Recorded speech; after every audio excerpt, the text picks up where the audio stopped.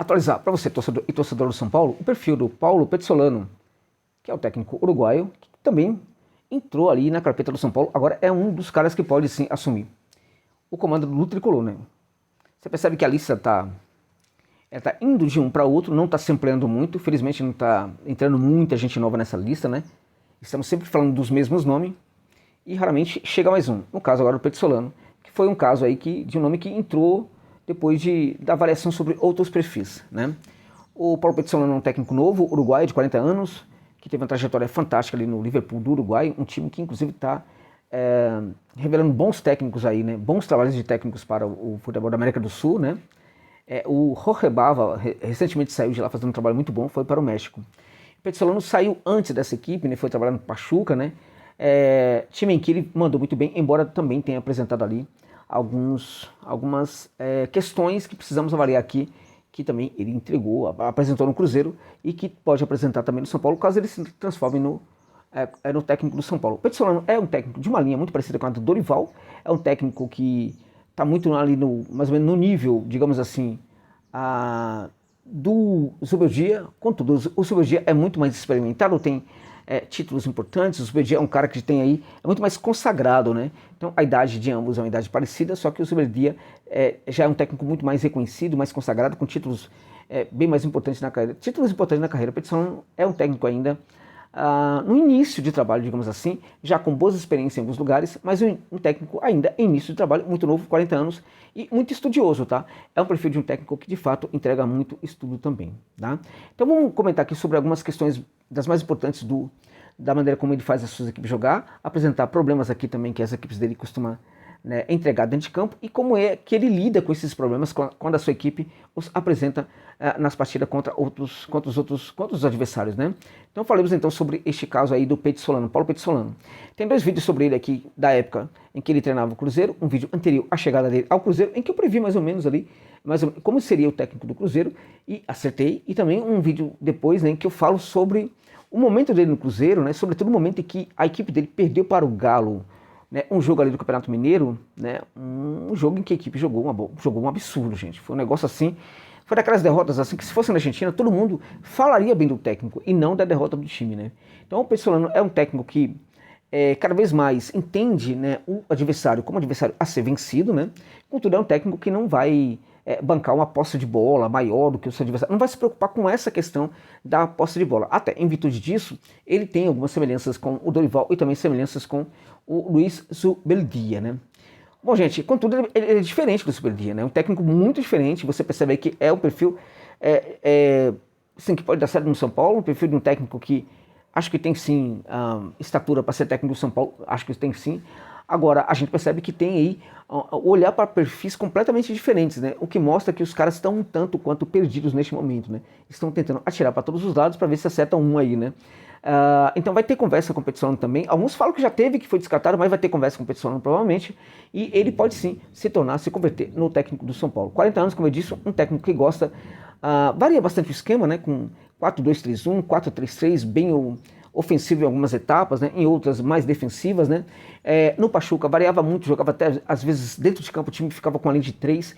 Uma coisa muito importante sobre o Pezzolano é que a gente percebe uma mudança constante de esquemas na mesma partida. Então a equipe pode ir a campo com o desenho de 4-3-3, e aí vira um 4-2-3-1, vira um 4-1-4-1 em algumas situações, enfim. Isso é interessante porque o técnico tem uma capacidade muito grande de mudar a equipe, o esquema tático da equipe durante o jogo. Isso mostra o controle do técnico em relação aos jogadores e mostra algo também muito importante, né? Que o jogador consegue entender perfeitamente o que quer o Pezzolano. E quando o jogador entende o que quer o técnico, é porque o técnico explica muito bem para o jogador aquilo que ele gostaria que o jogador fizesse dentro de campo. Pode parecer que é pouco, mas não é. Em geral, eu sempre pauto isso, o jogador raramente entende o que o técnico pede para ele, tá? Então, quando o técnico consegue traduzir muito bem aquilo que ele pretende que o jogador faça em campo, quando ele traduz muito bem isso para o jogador, em geral, ele costuma apresentar um ótimo trabalho nas suas equipes, né? O Pezzolano, mesmo nos momentos em que ele não conseguiu apresentar um grande trabalho, ele se mostrou como um técnico promissor e capaz de evoluir demais a ponto de resolver aquilo que não está funcionando muito bem, né? Às vezes, contudo, ele parece demorar demais, precisa de um tempo um tanto quanto longo para conseguir solucionar um problema que a sua equipe apresenta. E um dos problemas que a sua equipe geralmente apresenta é o balanço ali defensivo, né? A equipe que costuma ter dificuldade para levar gols. No geral, quando a sua equipe leva gols também, por quê? Porque ela procura, né, ser bastante ativa no campo de ataque, procura fazer gols. De tal sorte que, embora leve gols, é uma equipe que compensa isso fazendo os seus gols, né? E aí acaba não prejudicando tanto assim a equipe. Mas o problema defensivo, quando ele se instaura nos times do Petzolano, a gente percebe uma demora dele para conseguir resolver isso daí. Foi assim no Pachuca, né? Inclusive levou levou a desgaste no clube mexicano. Foi assim também em outros lugares. No Cruzeiro isso existia, mas no Cruzeiro, mais do que no Pachuca, ele dava sinais de que estava pronto a resolver esse problema quando ele foi desligado do Cruzeiro e foi para o time do Ronaldo lá na Espanha, o Valladolid, né? Agora, lá no Cruzeiro especialmente, eu acho que o maior problema pelo qual ele sai da equipe foi a dificuldade da equipe fazer gols. Né? Ali, isso acontecia, sim, em virtude da qualidade dos atacantes do Cruzeiro, mas eu preciso dizer para você que isso existia, sim, por causa de uma certa pobreza na variação do jogo em alguns momentos. Né? O Petzolano é um cara muito preocupado com isso, é um cara que estuda muito essa questão, né, de como a equipe pode variar, né, as suas ações ali no campo de defesa do adversário, até em virtude disso, até em virtude de ser um técnico que se preocupa com isso, que estuda esse fenômeno aí das variações. Eu diria para você que isso foi um problema no Cruzeiro, porque a gente esperava que ele conseguisse resolver isso com muito mais facilidade.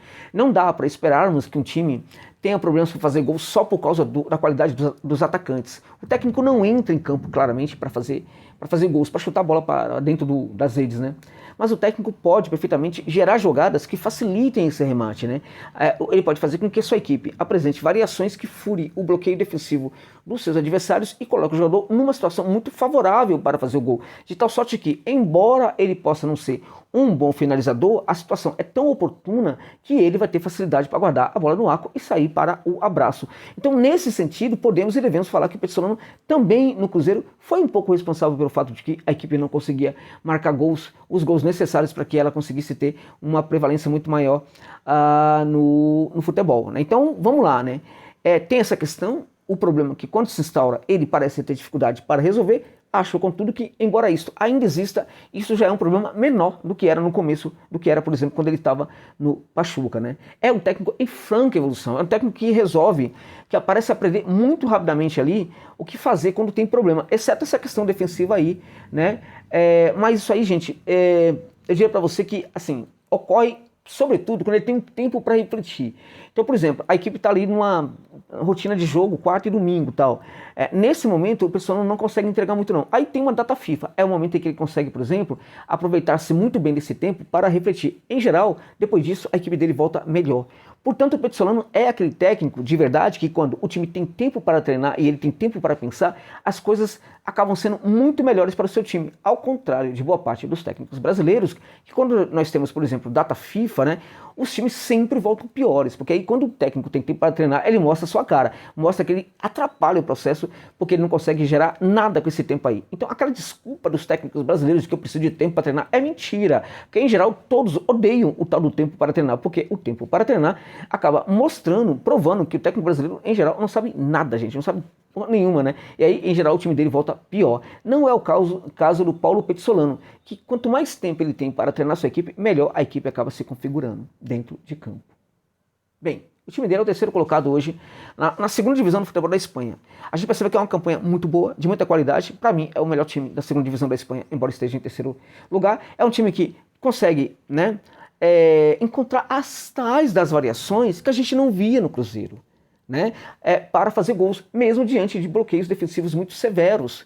É um time que também tem um balanço defensivo melhor, né? Então, nesse sentido, eu diria para você que a gente vê no Valladolid, lá da Espanha, um Petzolano ainda melhor do que aquele que estava no Cruzeiro, né? Agora, José Novales, dentro de campo, como é que a sua equipe joga?